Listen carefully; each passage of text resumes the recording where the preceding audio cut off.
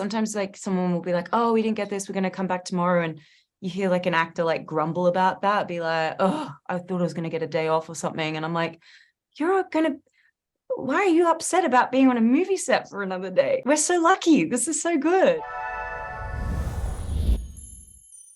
Hey everybody, this is the Awardist on Entertainment Weekly. I'm Dave Karger, and it's a pleasure for me to be here with Margot Robbie, the star of Damien Chazelle's outrageous and sprawling new film, Babylon. Hey there, Margot. Great to see you. Good to see you, Dave. Thank you. I'm curious to know what your history was, if any, with Damien Chazelle. Was there a movie of his that you saw, Whiplash, La La Land, First Man, that you saw and thought, this is a guy I want to work with? Yeah, all of them. But yeah, Whiplash was the first thing that I saw and was just so astounded by the filmmaking. And again, anytime you hear about a filmmaker that seems so accomplished in their style and approach and vision, and then you find out how young they are, you're like, oh, well, this is just going to be one of the greats of our generation. So I definitely felt that when I watched Whiplash for the first time. And then he just blew our minds again with La La Land and the filmmaking in First Man. I mean, it's just like time and time again, I feel like he just crushes it. And Babylon is for sure, I think, like his biggest swing in a lot of ways. And I think he nails it. I think what we have here in Hollywood is high art. It's party time, sparkle time! If you could go anywhere in the whole world, where would you go? I always want to be part of something bigger. Yes. Let's go! Something that lasts, that means something. So I'd be curious to know what your initial conversations were with Damien Chazelle. Did he just want you to read the script and not have much of a talk? Did you guys have a conversation where he kind of told you about Nellie and your character and the movie itself? What was your introduction to this film? I read the script and it wasn't an offer to me. The role became available because there was a lot of things like shifting and changing timeline wise with the movie and COVID. So suddenly the role became available and I didn't know if I was in the mix. I read it and I was like, I need to speak to him immediately. I was so obsessed with the idea of being a part of this and with Nellie. And I think that energy must have translated, fortunately for me, in a very Nellie manner, because I was borderline manic in that conversation. I was just so excited and passionate and desperate to be a part of this that I probably convinced him that I was right for Nellie just with the sheer energy that I was throwing at him. And then it was like, I think it was a weekend then. So I didn't hear for a couple of days. And by that point, I started absolutely spiraling and I remember calling my team like 10 times a day and being like, have we heard? What do I do? What do I do to get this role? Like, should I just go to his house and convince him again? And they were like, no, just wait. Later, when I've spoken to him, he's like, oh, of course. No, to me, you were perfect for Nellie. And I was like, well, I didn't know for a couple of days there. I was really scared I wasn't going to get it. And it was after that, it was really our conversations. Obviously, we spoke about Nellie a lot, but our conversations and our attention was immediately turned on who would be Manny. He was in the midst of doing that search and a pretty rigorous search at that. So we had a lot of conversations about that relationship. And then I just started reading with other actors, which for me is a great way to find my character is kind of like testing out the way they end up talking and behaving with other actors. That's so interesting because here you are, you already have 2 Oscar nominations under your belt. You've starred in so many of these fantastic movies that have done so well. You've produced your own movies. I'm sure on one hand, you have a lot of filmmakers begging you to work with them, but yet there's other projects where you have to be like, okay, this isn't an offer. I need to put myself out there. It's an interesting balance. Yeah, no, it still happens. I mean, there's filmmakers I want to work with or projects that I hear about where, I do put myself out there for it, and I get the feedback of like, well, they're looking at so-and-so, or, feel like maybe you're better for this role, so there's still instances where you got to kind of convince someone when you have the gut instinct, which is nice. You can't lose the hustle. You just use the word manic to describe Nellie, and I have mania down in my notes because when you watch it, that's the sense that you get. I mean, she's a bit of a hot mess, right? I mean, It's in the beginning. How did you work to capture that mania and present it in a way that didn't feel like totally out of control. She's so many things. I think her energy is something that I wanted definitely to come across on screen, but especially because our first introduction to Nellie is at one of the biggest, craziest parties you're ever going to see. And she needs to be the person that stands out at that party. That's how she gets a job. So I was like, well, and that's at the start of the movie, and we need to escalate from there. So that's a lot of energy to put on screen. And what is it? And I think the fact that she gets kind of, noticed straight away for her acting abilities, once she does get to set. I think she's a very instinctual person. I think she understands people and what captivates people and what gets their attention. She knows what she has and what she doesn't have, and she plays to her strengths. So she's like, yeah, I come from nothing.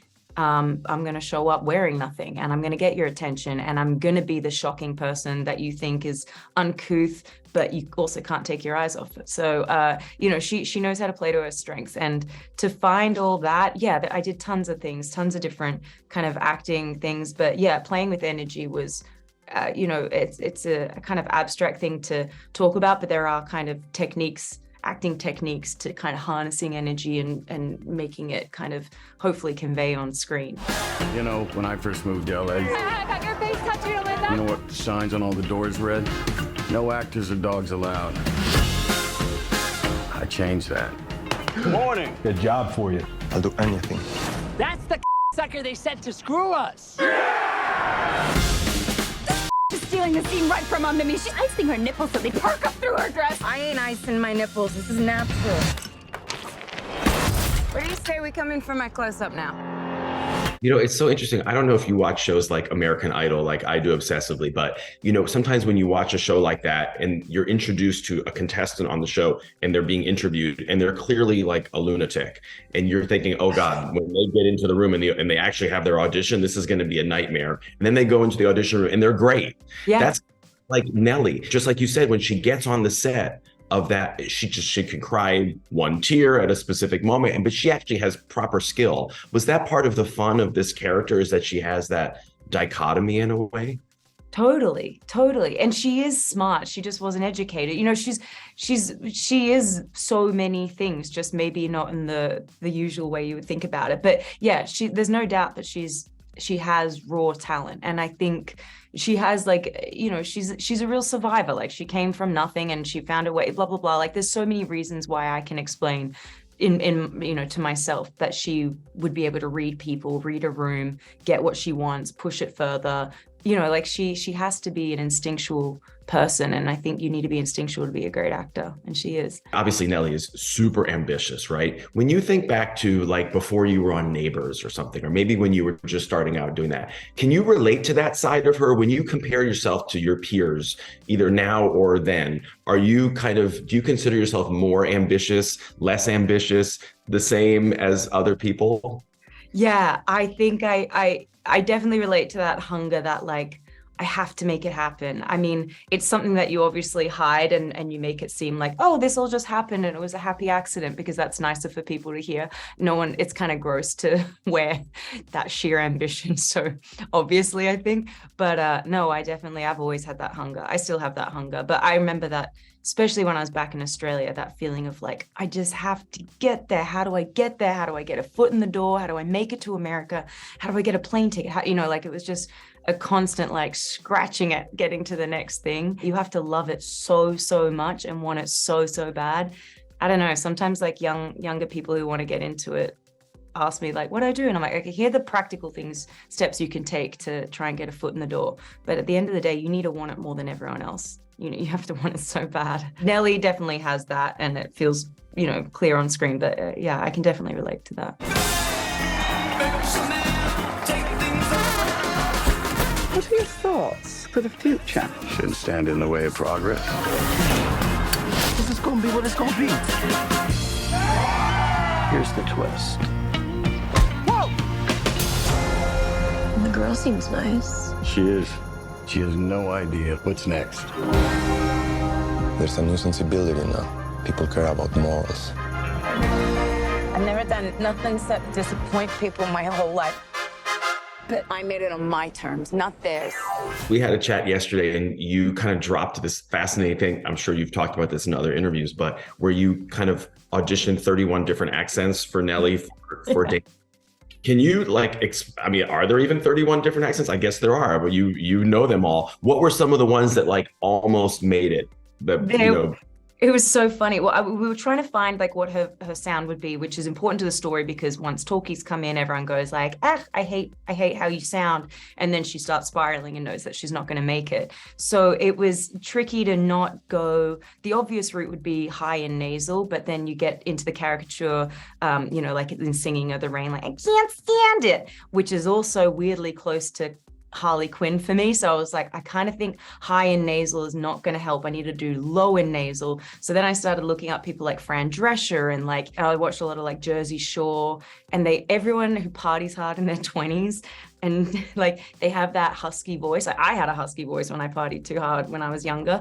And so it's such a sign of someone who's like living too hard and not taking care of themselves, not sleeping, drinking too much, all those things I wanted people to just understand about Nellie without having to like show it so much. But yeah, so we started honing in on things like that, and also where she was from was important. So it was like, is she from Brooklyn, the way Clara Bow was? Is she from, just one of the boroughs? So it was looking into like, I mean, when I say 31 accents, like I'm not exaggerating. I could go through my phone voice memos and show you me impersonating Joe Pesci, me doing like Snooki, people, and then totally, people who aren't known, but dialect coaches have recordings from. I did Boston, Southern, ran the whole gamut, and I would read them and send them to Damien, and he would say like, yes, no. Then he'd be like, okay, actually, can you mix Drita from Mob Wives with Snooki from Jersey Shore, try all these things, mimic these accents, then meld some of them together, then read Nellie's lines as that. And eventually what we honed in was we want her to be from Jersey.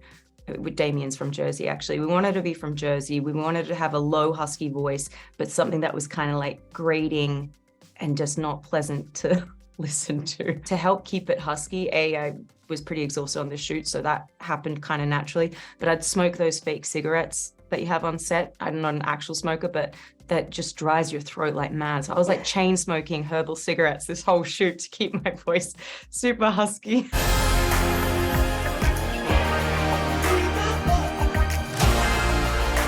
We are going to be more than they ever bargained for.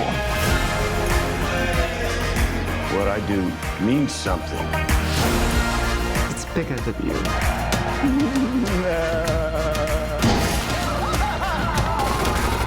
So you mentioned Clara Bow, and you also told me that Joan Crawford was a bit of an inspiration with some of her acting. When you went back and kind of learned about these performers from almost 100 years ago, in some cases, not Joan Crawford, but did you start thinking about like, wow, it would have been interesting to actually be a performer back then? Or are you happy that you're doing it now when you're doing it? I am one of those like nostalgic people that just romanticize the past so much. So I definitely feel like a big part of me is like, I wish I was around at that time.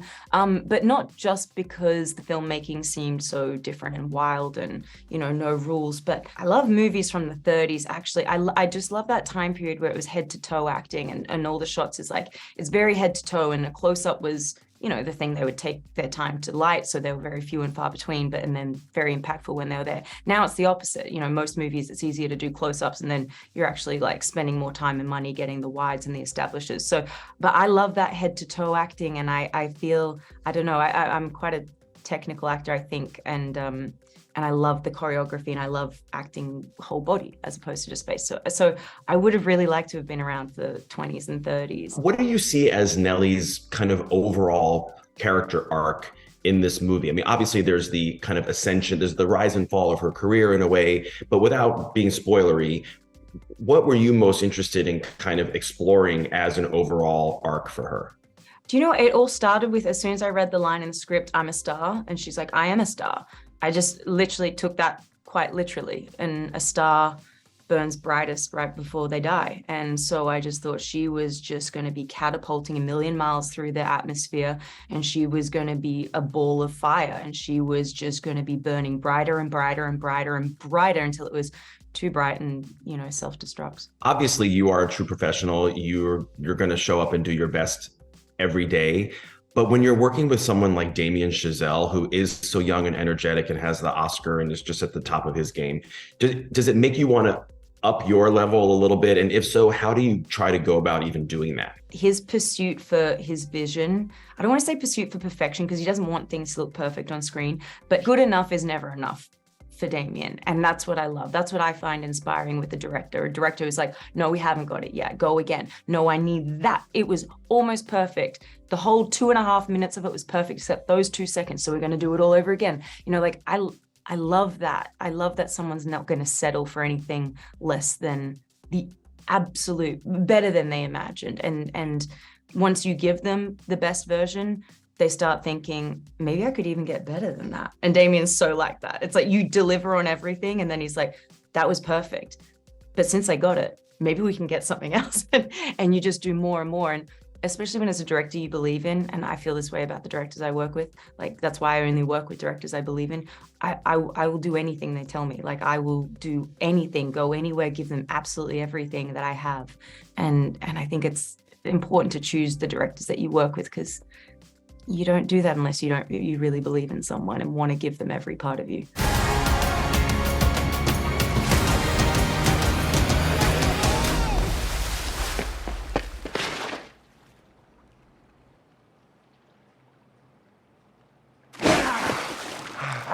And I'm going to bed. If you just look at the people that you've worked with already in your career, at Martin Scorsese, Quentin Tarantino, Richard Curtis, David O. Russell, even Adam McKay, right? When you think back to working with Damien, how about his on-set demeanor? How does he compare to the other people that I've mentioned or other people that you've worked with? There's obviously like a spectrum of techniques, and some are more, specific, and some do kind of like improvise a bit. Damien really does a bit of both, and it's amazing. Can you tell me whether there was anything that you do in this film as Nellie that was daunting or scary? The scenes that stood out to me when I read the script, I can read a script, any script, and be kind of like, I got an inkling of how I would do that scene, or like, oh, I know how I deliver that line, or some options of that, or, oh, this bit, I'm not sure I'm gonna sidebar that and get back to that later. Reading this script, it was the crying on cue, it was the rattlesnake fight, and it was the hearse party where she vomits on everyone. Those were the three things where I was like, I don't know if I can pull this off. When we were chatting yesterday, I was asking you about Brad Pitt, and I was really intrigued by something that you said, that you found him to be continually inspired on set. And this guy who's been working for decades, has reached the heights, has the Oscar, has done everything. But I found it really interesting that you felt that he had this, like, whatever the opposite of jaded is what he is. Did you find that inspiring? Did that have an effect on you to witness that? It did, and it makes me so happy because he's been doing this a lot longer than I have, but I still walk onto every set and I'm like, it's like Christmas morning every time. I'm like, oh my God, look at that. And, oh, we're going to be working with so-and-so. And, oh, they did the pyrotechnics on Apocalypse. Now this is so cool. Like, it is so exciting. And I've always said to myself, the day I don't walk onto a set any day and feel like that, then I should stop and let someone else have that role, because so many people want to be on a film set and don't get the chance. And nothing upsets me more than walking onto a job and working with people who don't want to be there that bad or aren't excited to be there anymore. I'm like, well, then go do something else. Let someone else have a go. And Brad is just so not that person. He's the same, like, excited to be there, so appreciative of everyone and what they do, and continually inspired by the newcomers, and you see that obviously he's got an incredible production company. Like, if you weren't interested in the next generation, you can't really have a production company, because you've got to be looking for those new voices that you want to support. And I think he does that amazingly. But there's nothing worse than, like, I don't know, sometimes like someone will be like, oh, we didn't get this, we're going to come back tomorrow. And you hear like an actor like grumble about that, be like, oh, I thought I was going to get a day off or something. And I'm like, why are you upset about being on a movie set for another day? We're so lucky. This is so good, So I love working with people who still love it, still love being there. And particularly after having done it for decades and having what you would imagine is seen it all, to still be excited to see more. Yeah. Well, may you always have that joy, and it exudes. It shows in your performances. I congratulate you. You did such a great job in this movie, Margot, and I'm just excited for people to see it. So thank you so much for taking some time to talk to me today. Thank you. I love talking about this movie. I can't wait for people to see it. I can tell. Thanks so much to you all for watching and listening, and we'll see you next time.